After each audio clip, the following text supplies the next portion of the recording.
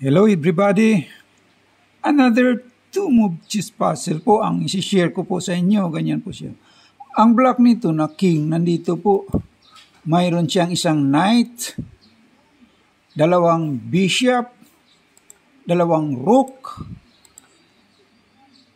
at nandito yung kanyang queen. Mayroon siyang 5 pawn. 1, 2, 3, 4, 5. Samantalang ang white ay nandito yung kanyang king.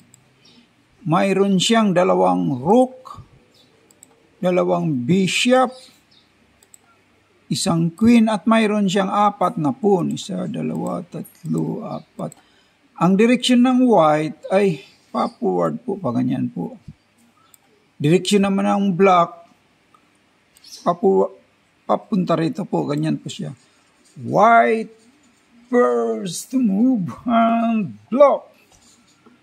Mate in 2 moves. Ang block nito na king, wala na po siya matakbuhan. Dito mayroon namang queen. Dito mayroon namang rook. Ganyan po siya. First to move and block. Mate in 2 moves. Halimbawa po, gagamitin natin first move. Maaari pong mag-check siya dyan. Itong kanyang rook. Check. Check by rook at saka bishop. Pupunta lang siya. Dito pa ganyan na sana yung check for mate dyan.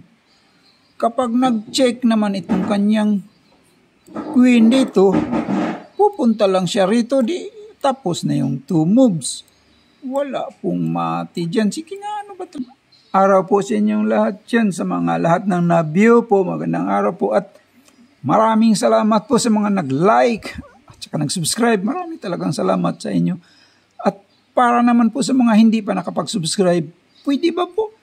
Bigyan nyo naman po ako ng isang bagsak lang po. Paki-scroll down lang po ba? Paki-click lang yung subscribe. Pati na rin yung notification bell sa right side ng subscribe. Parang updated naman po kayo sa mga iba ko pang ipapakita na video po. Ngayon, ibabahagi ko itong 2-move chess puzzle po. Ganyan po siya. Sa loob lang ng 2 tira ay mamatihin na itong block na king. Wala na po siyang matatakbo. Ang direksyon ng white ay pa-forward po pa ganyan. Direksyon naman ng black, papunta rito po. White first to move and block. Mate in 2 moves.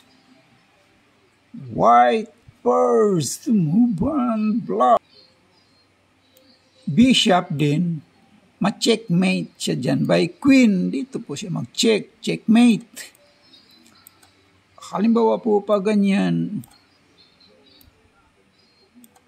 ang iharang tong kanyang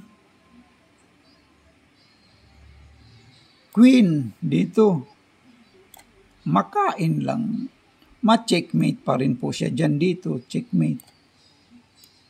Halimbawa po pa ganyan, kainin yung kanyang bishop, ma-checkmate siya dyan by queen. Dito siya mag-check, checkmate.